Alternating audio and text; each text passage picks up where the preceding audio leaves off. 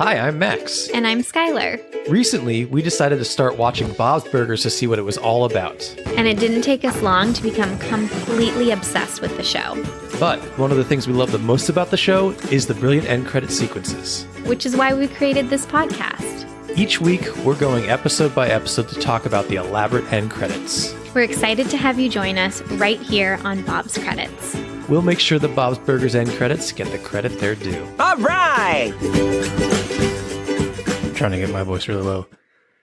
They tried to make me go to rehab, and I said, chip-a-roo. Whoa, that was heavy. Dark? That was dark. Dark, we can't. I was late to the Amy Winehouse train, but man, I fell for her hard. What was that documentary? She was we watched? incredible. I think it was called Amy. It was called Amy. Great I think I documentary. watched it 3 times. It's so good and so devastating. Very Such devastating. a loss. Such a loss. Addiction, enabling. Oh, such a talent. Well, Everyone- great way to start the podcast, Everyone Max. who's been commenting how we bring so much joy to them every week, we just ruined that. I think we can ramp it back up. Okay, let's get back to like some fun stuff here.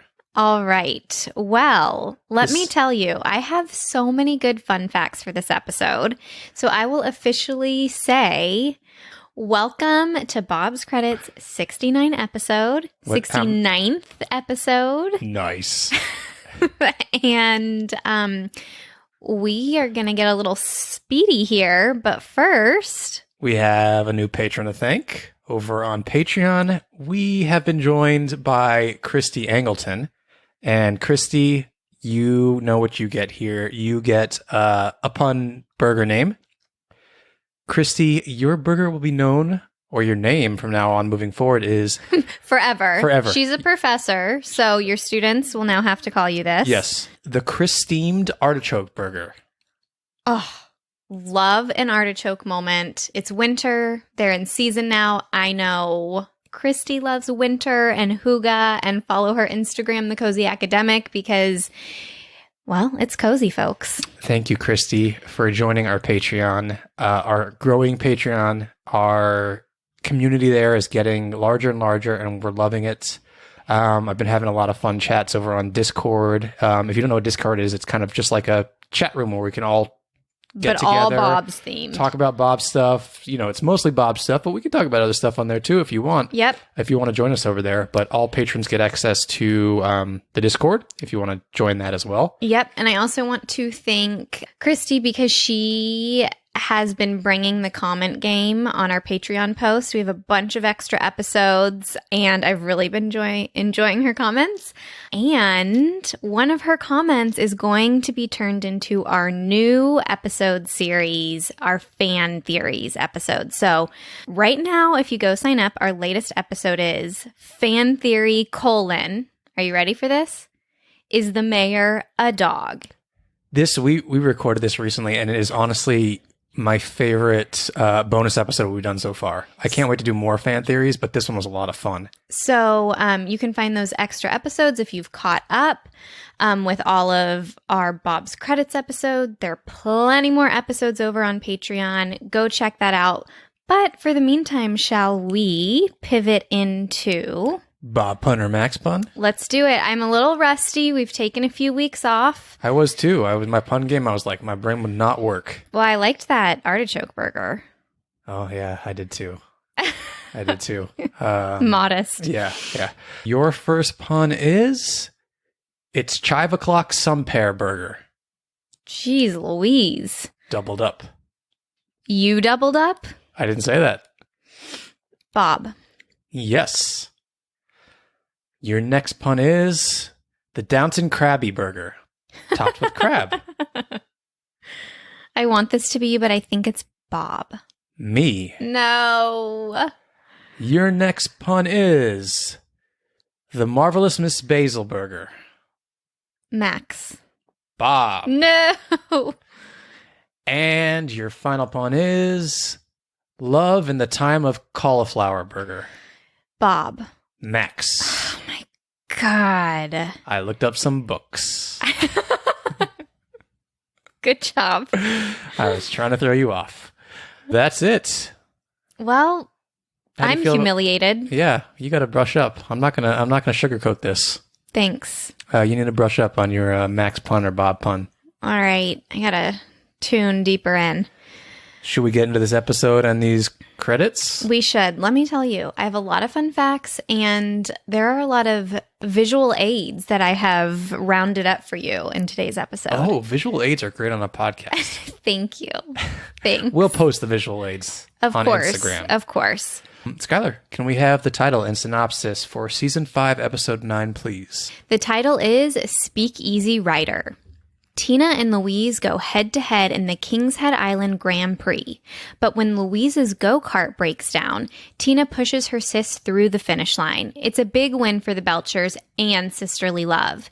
Meanwhile, Jean masters the art of flag waving, and Linda and Bob try to hide that they're slinging Teddy's homebrew from Hugo.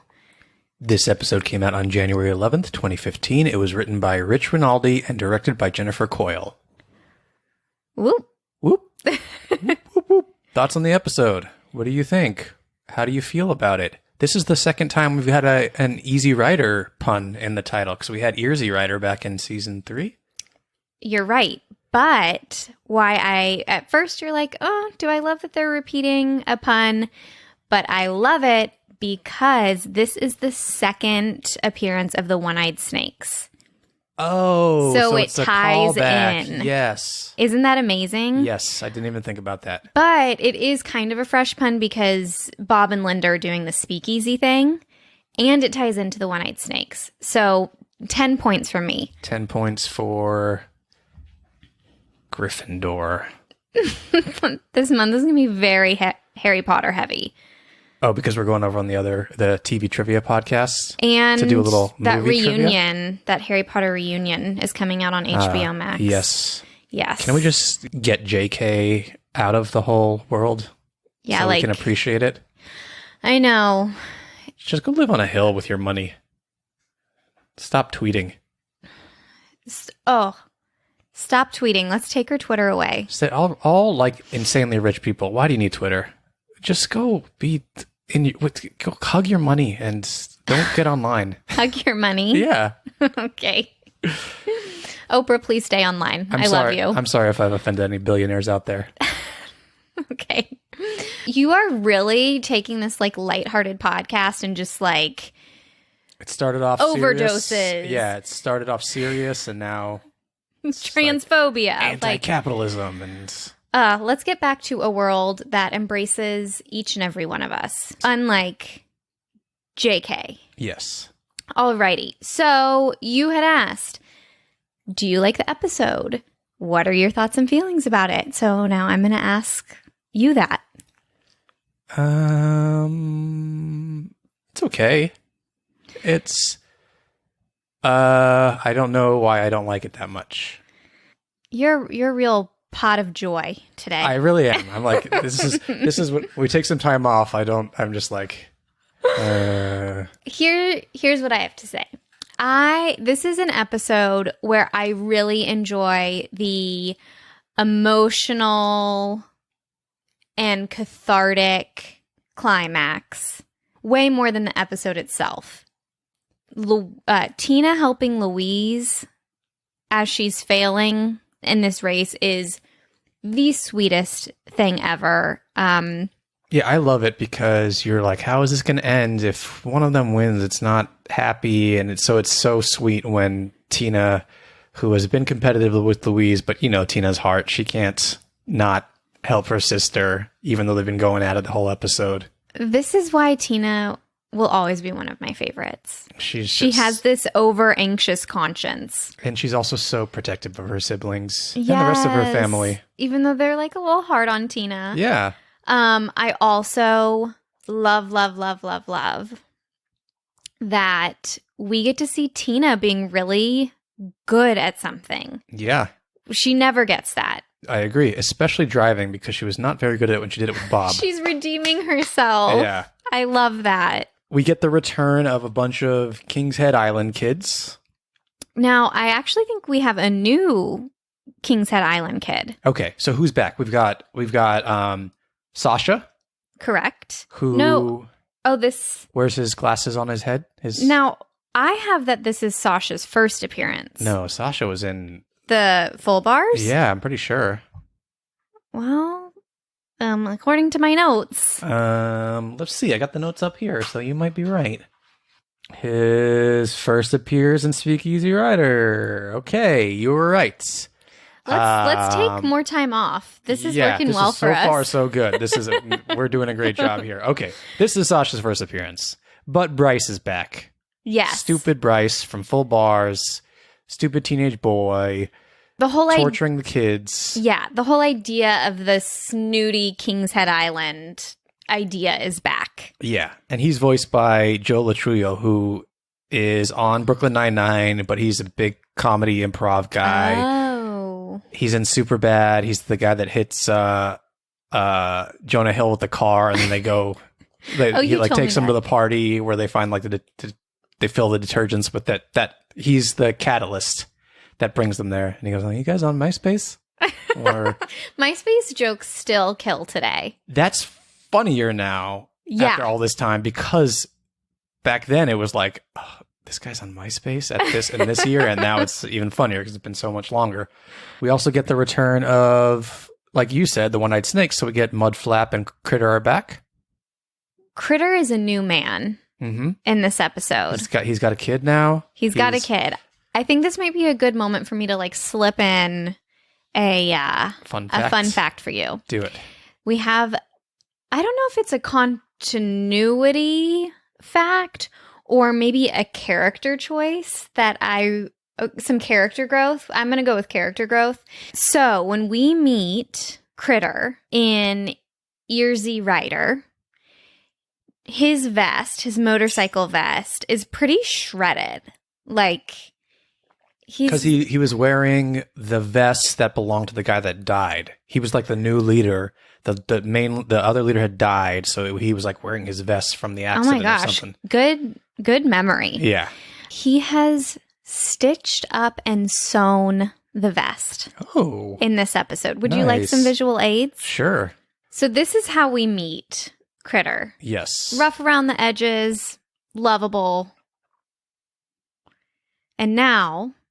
This is Critter in this season. Oh, brand new. Do you see where he's sewn? Oh, yes. It's a different color of black. It's kind of like a lighter black, but yes. And you see the stitches? We'll post that for you all to see because, I can only describe it so much, but you see a stitch and it's a different shade of black from the top half to the bottom half. Yeah. So very cool. The internet told me that this is like a continuity thing because Cynthia, Logan's mom, rips his vest off at the end of Speakeasy Rider. But I went and watched the scene again, and it's like a vertical rip around the shoulder. That's not what this is. It's already ripped on the bottom. Like, it's already ripped on the bottom. I like to think that now that he has a baby, he's like, I need to be a little bit more presentable. I'm like moving on up in the world. Yeah, that's probably accurate. Yeah, so a little character development for Critter, which clothes say a lot about characters. Oh, I thought you were going to lead into something there. Well, or were you commenting on my attire? No. So that was my little fun fact. Do you have any more voices for us? Like impressions that I could do for you? If you want, Max. No. I mean, Mudflap is voiced by Wendy McLendon-Covey, who is a great, comedic actor and improv actor, and was in Bridesmaids. And who is she in Bridesmaids? The Goldbergs. She's the blonde. Oh, well, she's hilarious. She's so good. She's so good in that. So, do you want some more fun facts? Yeah, I'd love more. Fill me up. So with fun facts. I'll eat them all up. No, because it's a restaurant, Bob's. Okay. Okay. So, at the beginning of the episode, the kids go to buy a go-kart from Mr. Fishoder. And there, you can see Owen, who is the character that's like sleeping in one of the go-karts. And Mr. Fishoder says that it's his employee lounge, which I thought was hilarious. This is also an episode where I kind of like Mr. Fishoder. He has grown on me so much. I Look, know. we don't have to get into it, but the bourbon song from the Christmas episode, which we haven't done on here yet, but we did over in Patreon. Oh, bourbon. It's one of my favorite things. And him doing the wishbone with Felix in the Thanksgiving episode from this season, I think. Dawn of the Peck. Oh, he's grown on me a lot. I did not like him through my first watch for sure, but he's grown on me and I love. I think it took you a few years, but you are like fully on the fish odor train. He's just so like evil and does not care about it and is so super landlordy and selfish, and it's hilarious. But I think one of the reasons I love him so much is he says yes to everything. Mm-hmm. Like to the kids. Like he has to get something out of it, but that's why he's so fun. He says yes to everything. He's like, you need help buying a go-kart? Sure. Like, you want to put on an ice skating show for Santa Claus? Like, yeah, but like, I'm going to need to sing some cabaret tunes. Like, it's just, he makes the, is it eccentricity? Is that a word? Eccentricity. Yeah.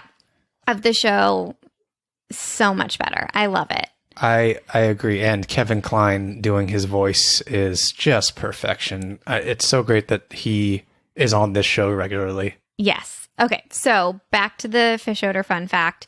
So you remember Owen snoring. Cut 2, we get to the Grand Prix. Guess who was there supporting the kids in the like grass lawn watching? I'm going to guess Owen. Mr. Fish Odor. Oh. Seated next to the snoring Owen. Oh, see, I remember seeing Mr. Fish Odor in this, like, on the grass. But I thought the person passed out next to him was Felix. Because you just assume it pans by real quickly. Super fast. Yeah, oh, that's funny that it's Owen there. Yeah. I like, what would be your guess why he brought him? I would say he brought him to, I don't know. Why would he bring Owen? I had like a really funny idea about this a few days ago, but it's completely left me. I feel like he would bring him to like warm up his seat or something. I don't know. It is weird that he's there with him. Anyway, I thought that was such a brilliant touch. Do you want to see a little photo of it? Maybe they just hang out, Mr. Fish Odor and Owen. Maybe they're lovers.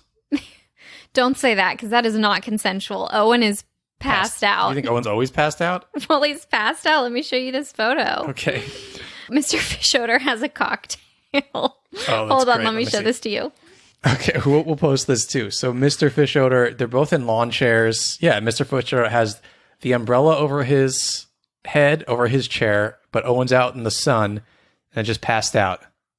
Yeah, but I love that the umbrella is just over. Maybe we're dealing with a Weekend at Bernie's situation here, and he's just trying to make it look like he didn't kill Owen. So he's like, oh, this is the employee lounge. This is where but it was a dead body. And he's like, oh, I got to bring him to the race so people, and they just think he's passed out next to me. Okay, here's my theory. Jumping off yours. He knew that the bumper cars was not a proper or appropriate lounge for the employees, but he put him there. We hear him snoring in that scene. So I'm going to say you're right. He died between the bumper cars and the Grand Prix. Dark. You went here. Yeah, okay.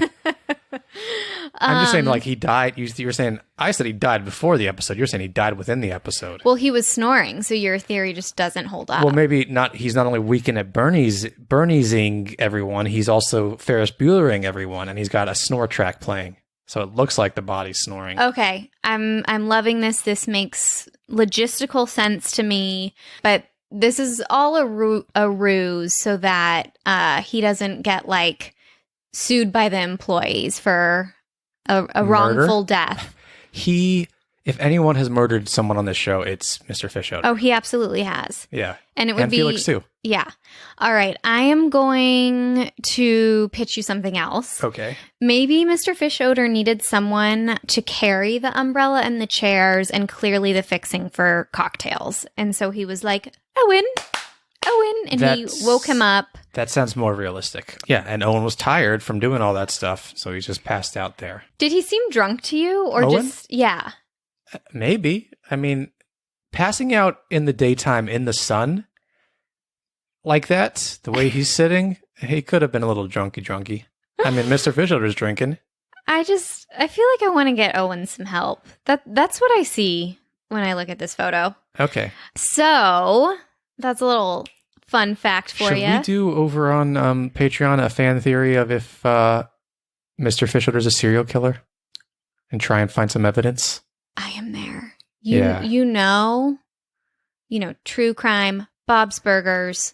Maybe we'll do that Patreon episode and we'll do it as like a true crime podcast. 2 true crime podcasters. We'll do Is Mr. Fisher a serial killer? On the night of April 12th, Mr. Fisher came home to an empty house. But was he alone? I love it. I know. What does the other person always say? Like, wait, but you said that he was not alone. Oh, you're doing Crime Junkies. Yeah. The Crime Junkie girls. I love those girls. Yeah. I love them. Okay. It is funny because, we love messaging with you guys on Instagram. And I have gotten a few messages like, can't wait to start your podcast. It'll give me a good break from true crime. So I feel like on the Venn diagram, true crime and Bob's Burgers. They don't cross over. Like we're on separate circles. No, they do cross over. Our fans. Oh. So true crime lovers, Bob's Burgers lovers. There is crossover. There's a huge crossover. Okay, so we're going to bring that together. I love it. Patreon. Let's do that. Go subscribe. Yes, we're having so much fun over there. I also do want to know your own theories. Why did Fish Odor bring Owen to the Grand Prix? You can DM us or just leave the comment once we post this photo on Instagram. I still have some facts for you. Oh, yeah, we're dancing. First, let's... Did you know what that was? It was either you reversing a car or you were a humpback whale. I was rewinding the tape. Okay. How'd you feel about the B story? The speakeasy part. The speakeasy part. I also want to know about the Gene's flag waving part. We kind of jumped over those two. Look, Gene flag waving with Gus. Beautiful. It's super Gene. I love that. Okay. I loved it too. That's like the tag or the runner. The runner, yeah. The speakeasy. What I love about it is I love when Teddy is really good at stuff. And yes. Teddy can make a delicious homebrew that people are obsessed with. That Bob. Yeah. His idol. Yes. Loves. Especially Bob is so hard on Teddy. And Bob is like, it's kind of hard to pair a beer with my burgers. And so you're like, oh, Bob's going to do this again. And then he doesn't. He loves it. So I love seeing Teddy be good at something. But other than that, I don't like Hugo that much. I find Hugo annoying. I know he's supposed to be annoying, but... He's not your favorite. I like Ron. I do like Ron. I love Ron. But that's because Ron is supposed to be likable and Hugo's not. So I understand. Yeah. The writers are doing their job. Maybe somehow during one of our watch throughs, Hugo will grow on me, but he has yet to. It's happened before with characters with you. Interesting you should say that Hugo's bothering you because this is his first appearance in 2 full years. Ooh. And Ron's had a solo appearance without Hugo. That was delightful. I'm okay with it. I still want to take a pedicab to the library. I'm okay with it. Bring me some more Nat, the limo driver. I need more of her. Well, everyone agrees on that. I'm trying to think of people that I need to see more frequently and less Hugo. Yes. So we have Nat. We have Jen, the babysitter. We want to see more. I mean, Mickey, if Bill Hader's available. We need the right voice for Mickey. Yeah. All right. Any more fun facts or should we? Oh my God. So many fun facts. I have another fun fact and another visual. It's going to be a busy day, a busy week on our Instagram, I think. Gretchen is there enjoying the home brew at the restaurant, and we can see Gretchen dining with the woman who buys the Here Comes the Sun sex toy. Remember when Gretchen was having, it's like a Mary Kay makeup party, but for sex toys with Linda. With Sneaky Pete? Is that the name of the... Yes. Yeah. This isn't the same woman. But that's the episode. Sneaky Pete, sneaky, that was such a good song. But I thought it was Stinky Pete. Stinky Pete. Could be. Yeah, so that was my big fat Greek Bob, that episode. Gretchen sells this vibrator, and Gretchen is dining with that woman in the booth. Well, I was under the assumption that these were friends of hers anyway. That when you have those parties, you try to like you invite your friends and they're like parties. It's and you try to horrible. sell, yeah, it's horrible. You have to just like but they took this one random woman and brought her into this episode. yeah. They could have just paired her with anyone. Is she single? Should we hook her up with Owen? Owen needs to work on himself a little bit first. I think she's single. Uh-huh. I think she's single. Let me show you some of these. You can see, and I'd like you to name her. I'd also like a backstory. Like give me something. So in the top photo here, you can see her from the sex toy party, and then you can see her in the current episode. Okay, so in the sex toy party, she's wearing kind of like a sleeveless. Oh, I guess she's wearing the same thing. Okay, As cartoon characters do. Yeah, well, Gretchen's got different color shirts on, so there. She does? Yeah. Let me see. Well, she's got a pink and then it's purple. Same shirt, just different colors. Yeah, that's the same girl. She's in the same outfit. She's got the same hairdo. She's I really thought you would be like more delighted by this. maybe that's Gretchen's drinking buddy because they're drinking wine in the first episode that we're talking about, and then they're there for the beer. It's Gretchen's. I love it. It's Gretchen's drinking buddy. They go out and they hit on younger men. They're cougars, and they pick up younger men. I like it at different bars, different speakeasies, if you will. And yeah, that's what my. I'd watch that movie. And her name is Janice. Janice, okay. Janice the Lush is what they call her. She looks like a substitute teacher to me, with this long gray skirt. But anyway, let's see if I have any more fun facts because I can feel you are itching to get into some credits. The end credits. This is a fun fact that you told me because I'm a woman and couldn't possibly have known this. Is it about tools? Pretty close. Okay. Is it about sports? Yes. Okay. Teddy names his beer Teddy's Brewski in reference to the former NFL player Teddy Bruschi. I don't know who he is. I don't know. I did mansplain to you a little bit about that one. No, you just told me. It's mansplaining is when men explain something that the other person probably already knows, but they just assume. You knew I didn't know that. That's not mansplaining. That's true. Yeah, Teddy Bruschi. He played with the Patriots, won multiple Super Bowls with the Patriots. Ugh, I hate the Patriots. Okay. Shall we get into some end credits? We should. Let's listen to the last moment before. We've got Tina and Louise are in bed, in the same bed, because they both want to sleep with the trophy. It looks like Louise's bed. Louise's bed, yeah. This is pre-loft, way before the loft bed. And Louise technically won the trophy, but Tina helped her win it. So they're both sleeping and holding the trophy. Yes. Which will come into play at the credits as well. Yes. So keep that in mind or listen well. I also just want to jump in here and talk about the current season. On our Instagram, if you're not following us at Bob's Credits, we asked y'all if you thought that the show was going to keep Louise's loft bed once it was made. And we officially saw Louise's loft bed again. In case you guys were wondering, it is a keeper. It's there. It stayed. And who we'll see how pointed long that it out stays. to us? It was someone on Patreon, right? Yeah. It was someone in our Discord. I think it was Harry. Yeah. Harry Baker in our Discord. Because it was a small shot. Yeah. But he caught it. Yep. Thank you, Harry. Oh, good turn. Tina, you're driving in your sleep again. Oh, sorry. Yeah, I know it's like we both won, but maybe we both don't need to sleep with the trophy, huh? Louise is gripping the trophy, the handles of the trophy with both her hands as she was sleeping or before she goes to sleep. Tina with her glasses off, sleeping and driving is so endearing to me. I think it's adorable. It's nice to see her not thrashing for once. Yeah. Okay, one more night. Okay, one more week. Sweet dreams.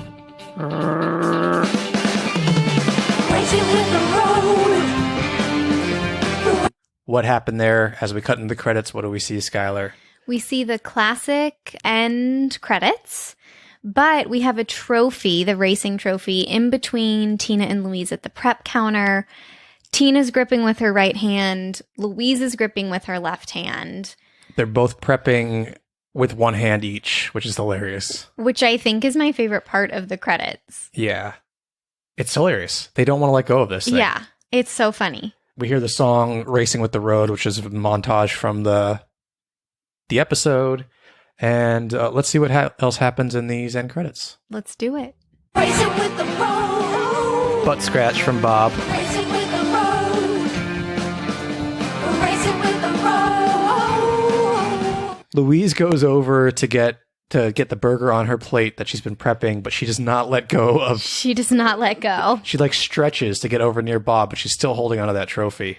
I have a question. Yeah. Was this trophy always this big? Like, I know we only see part of it in the bed with the girls, but that is a huge trophy. It's up to Louise above her ear. Yeah, it's like at her eye line almost. Yeah.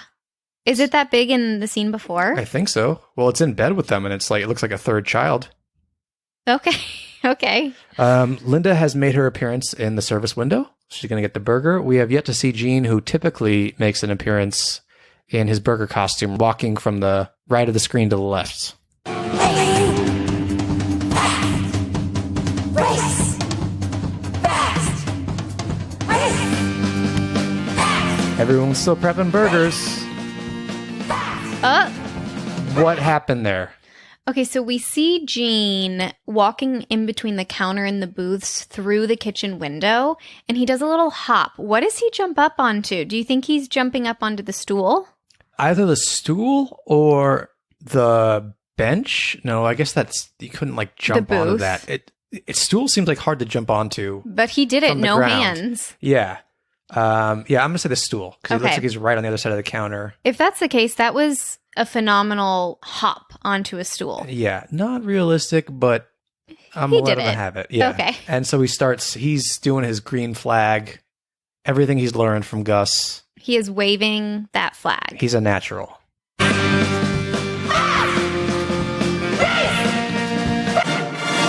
Now, obviously, they're just saying race fast, race Yep. fast, race fast. And those are the end credits to Speakeasy Rider.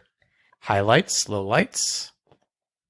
The highlight for me is definitely Tina doesn't move, but extra points to Tina because Tina is left-handed. So they're both gripping this trophy in the middle, and actually they both get to use their dominant hand because Tina's left-handed and she's on the left side of the trophy. I love Tina doesn't move that much, but Louise does. She like reaches over to her dad. She puts the plate in the window. So watching her do that while still gripping onto the trophy is adorable. I want to say that we're often kind of like under the impression that these kids aren't really great at the jobs they do, or they Uh-huh. like they At the aren't restaurant? they aren't missing a beat doing this one-handed. Nope. So I mean, if you do it every day, that's impressive. very impressive. I love it. These credits, I'm just going to say it. I think they underwhelmed me. Yeah. Should we score them? Yeah. We score on a scale of 1 to 10 H's at the end of Tina's Tell me what your underwhelming score is for them. I'm going to go 7. That's what I was going to say, but I'm even going to You're going to go lower. Just a little bit lower, a 6.5 H's. Okay. That's fair. I think, And that's all. Sorry, I don't mean to. No, And please. that's all pretty much the two of them holding onto this trophy is adorable to me. Yeah, it is adorable. I like the music, but it's like it was used in the show and I don't love it enough that I like really want to hear it again. And then honestly, what brought it up a little bit for me is just like knowing that Gene had to hop onto that stool using no hands. Yeah, I'm going to come up to 7 with you. I think so. Because they could have just done Gene walking by in his burger costume and that would have been fine. Yes. But it is a nice little bonus at the end to get Gene jumping up there and doing Waving his his flag thing flag. because that was a storyline throughout the episode. Would this be better for you if Bob was just like, sipping on some homebrew? Maybe. Yeah. Or no, like A teeny bit. I don't know. It's just like an extra detail. I don't know. Maybe it speaks to like I didn't like the episode Could that be. much. Could be. That happens sometimes. Do you want to pitch any other like version of an end credit that would have like made the end credits better than the episode? Well, now I just want Owen passed out in a booth in the background. See? Maybe Owen with Janice, the Lush, on their date. On a date. He's passed out because he can't handle his booze, or he handles it too well. And she's they're just drinking sipping on some wine, Yeah. on some homebrew. But that's, they wouldn't have done that. And we've Why wouldn't through- they have done that? Through this episode, we've gotten to really know Janice and Owen. I really like the idea that Mr. Fischoeder is just dragging this employee around town. I would have liked to see them, Mr. Fischoeder, across the booth from Owen. And Yeah. maybe he's like having a conversation with him and like sharing his fries with him, even though he's like completely passed out. Yeah, I just think it's too. We've spent a lot of time with him, like I said, in this episode. We've paused and looked at that picture, but it was such a flash with Owen that I But didn't. the writers did that on purpose. They True. animated that Yeah. there, and yes, it was very fast. But if they had put it in the credits, don't you think it would have made you go, "Why is that in the credits?" And then you go figure it out. I would love to see passed out Owen being a running joke over the course of the It's series. like where's Waldo? yeah, But where's Owen? where's passed out Owen? Yeah, All right, this was fun. it was a lot of fun. It was so much fun. Thank you, everyone, for listening. Well, I'm glad we had fun. Thank you, everyone, for listening. Follow us on Instagram, Bob's Credits, also on Twitter. But Instagram's where we're going to show all these pictures that we're talking about in this episode, so you can go take a look. What else do we have to tell people about? We spoke about Patreon. We got that out of the way. We have some giveaways that'll be coming out on our Instagram in the future, so keep an eye there. And as always, leave us some 5-star reviews, please. Mm-hmm. I hear Spotify's doing reviews now, so if you can review us on Spotify, that would help us out a lot. Yeah, I think it's just like a star rating system. So click that 5-star if that's what it is. I brought Skylar over to the doctor's side. She thought we couldn't tell you to click 5 stars, but now she's doing it.